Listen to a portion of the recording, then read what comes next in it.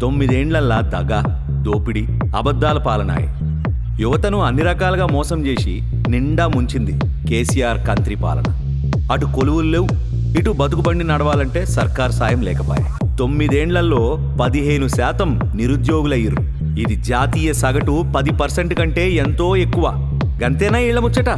ఈ తండ్రి కొడుకుల కుట్రలు, అహంకారంతో యువతకు నిరుద్యోగ భృతి కూడా దక్కలే. కేవలం కల్వకుంట్ల కుటుంబంలోనే 4 మాత్రమే నౌకరీ. మరిప్పుడు సరికొత్త వెలుగు. నిరుద్యోగ యువతకు రేవంతన్న కొండంత భరోసా. ఎస్సీ, ఎస్టీ, బీసీ మరియు మైనారిటీ యువతీ యువకుల భవితకు బంగారు బాట. వారి కుటుంబాలకు ఆసరా. అదే రాజీవ్ యువ వికాసం పథకం.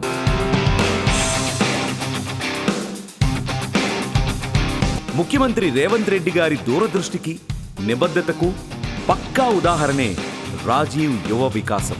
రాజీవ్ యువ వికాసం 6,000 కోట్లతో 5 లక్షల నిరుద్యోగ యువతీ యువకులకు ఉపాధి అవకాశాలు కల్పించాలని రాష్ట్ర ప్రభుత్వం ఆలోచన చేసి ఎస్సీ, ఎస్టీ, బీసీ, మైనారిటీ కార్పొరేషన్లకు సంబంధించిన సంస్థలు ఈ కార్యక్రమాన్ని ఏర్పాటు చేసి తెలంగాణ నిరుద్యోగ యువతకు, విద్యార్థులకు ఒక స్ఫూర్తినిస్తూ ఒక మంచి పరిపాలన అందించే ప్రయత్నం చేస్తుంది. 5 లక్షల మందిని 50,000 నుంచి 4 లక్షల వరకు స్వయం ఉపాధి పథకం కింద రోజు 6,000 కోట్ల రూపాయలు మీ చేతుల్లో రాబోయే 2 నెలల్లో పెడుతున్నాం. తెలంగాణ ఎస్సీ, ఎస్టీ, బీసీ, మైనారిటీల యువ జనాభాకు అటు పైసల సాయం, ఇటు శిక్షణా కార్యక్రమాలు, ఆపై రుణాల అందుబాటు.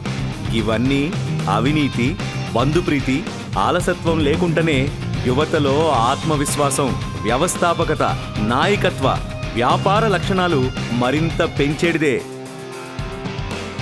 రాజీవ్ యువ వికాసంతో చిగురిస్తున్న కొత్త ఆశలు. ముఖ్యమంత్రి అవిశ్రాంత కృషితో ప్రవహిస్తున్న లక్షల కోట్ల పెట్టుబడులు.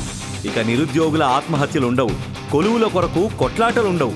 5 లక్షల కుటుంబాలకు భవితా భరోసా. రాజీవ్ యువ వికాసం.